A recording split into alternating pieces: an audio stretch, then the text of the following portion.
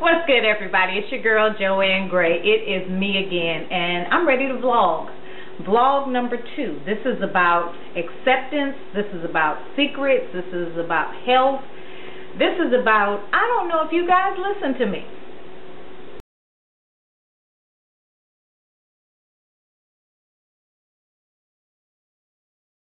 Because I'm getting email from people still who, are you listening to me?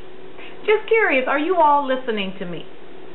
Say, for example, your boyfriend or your husband is surfing YouTube, and they type in something that gets this bald woman. I don't know what they would type in, but somehow baldness pops up, and then JoAnnGray's video comes up, and I talk.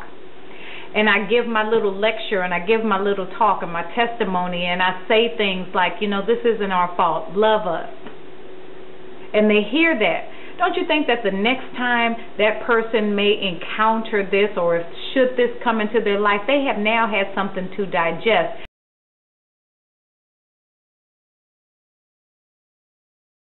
There are a million things that do not occur to us on a daily basis. Certain things that have nothing to do with our lives and we don't ever think about. One of them is female pattern baldness, or alopecia areata, if you don't have it. It doesn't occur to you that there are bald people in this world who have to try to get along in society, and it doesn't occur to you how to react when you finally see that.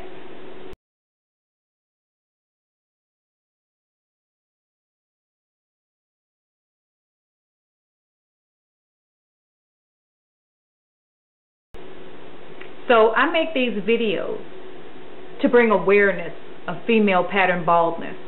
Women have every right to walk around with bald heads as a choice, just like men do when they go bald.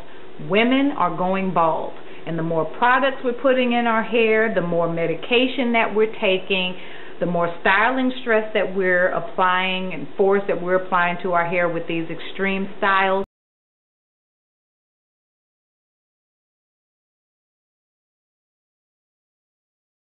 We may be pulling our hair out. I mean, there's so many conditions that cause baldness and thinning hair in women. I think that when people encounter my videos, or videos like my videos, it brings awareness, and in that awareness, it's giving people something to digest. It's adding a thought or planting a seed that may have never occurred to them.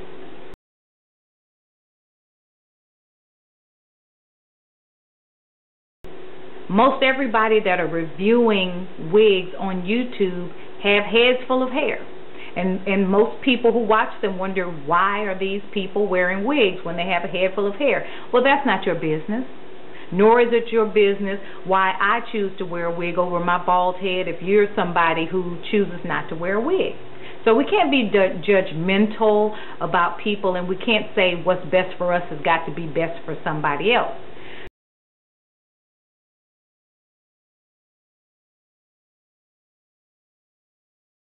Wigs are a styling option. They're just like these earrings that could be blue today or black today, or short or studs or long. You know, we make choices and we have desires and we act on those desires. So my choice is to shave my head bald because I'm already practically bald as it is. I even my hair out so that I'm not looking at a balding woman. I'd rather look at a bald woman than a balding woman. This is a beautiful hairstyle. This is a beautiful hair option should you choose this, but this wouldn't have been my first choice. But again, I've been dealing with this for almost 2 decades, so it is second nature for me. I know those of you who are just diagnosed and who haven't been diagnosed yet, but you know that something's going on. If you've been hiding this yourself for 3 to 4 to 5 years, or even 5 minutes, only you know, and that's going to become your private hell if you don't share this with somebody. Now, you can go to the doctor and find that there's some cure available for you, or there's some remedy, rather, to help you through this, and there are plenty of people that are doing that. But when you look at the side effects, or when you look at the consequences of stopping this treatment. You can get a head full of hair, but you lose a head full of hair. I mean, there's some things that you have to think about. Now, I make these videos to raise awareness that there is a female pattern baldness, there is alopecia areata, there's alopecia where people have lost even eyebrows and all body hair. Okay, I don't have that one, but you have seen my head bald and you've seen how aggressive the baldness is in my hair.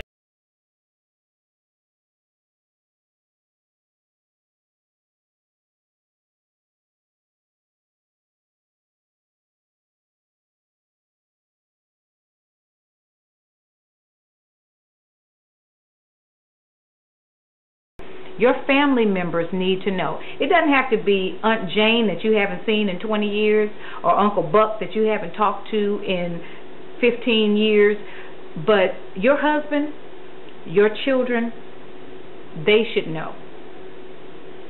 Your family members should know, because you should be free to take off that wig and walk around. I believe that our homes are our sanctuaries. The world outside is cruel.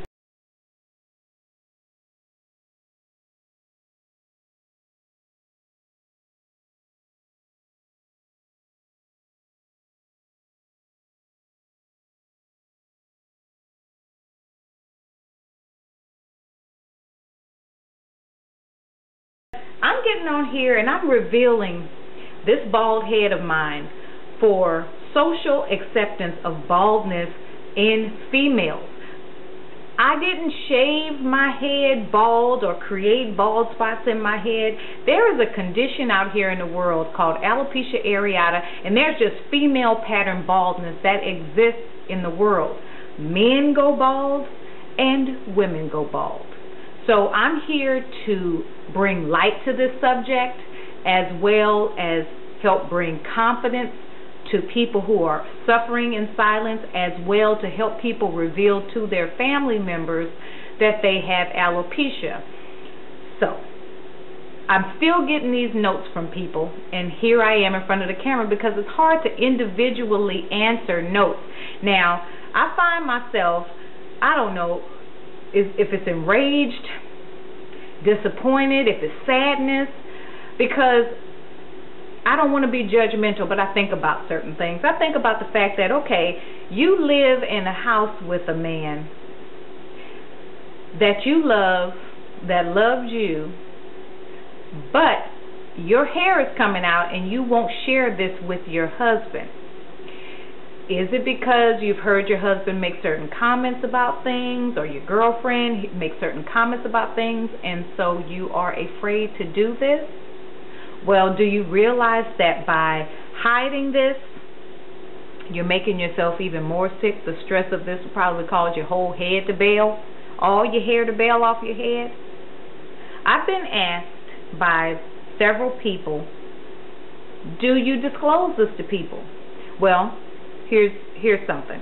I don't meet people every day, and everybody that I meet I'm not going to take home or embrace or whatever the case may be.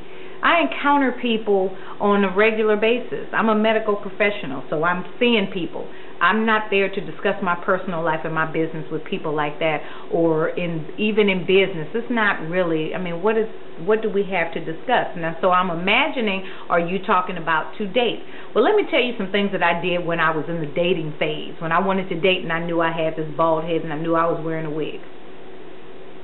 Join a dating site.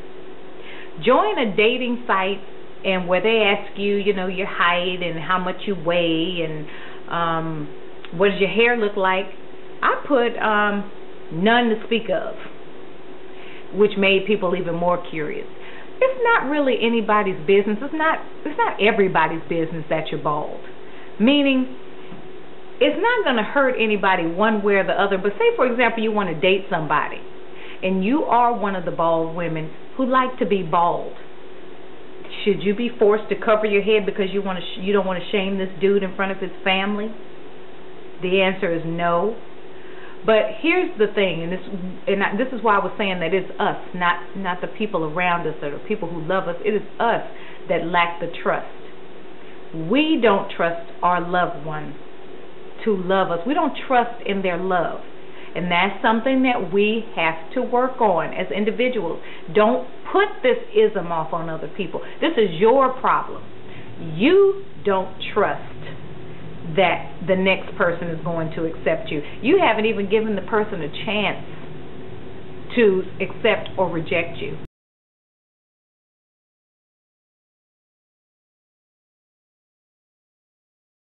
But I really believe that it's only fair to give somebody something to digest. Give the person some meat and potatoes. Tell the person so that they can get going or stick around and find themselves interested and pulled in and reeled into what you have to talk about. Things that we don't create are nothing to be ashamed of. We did not create this. There is nothing to be ashamed of.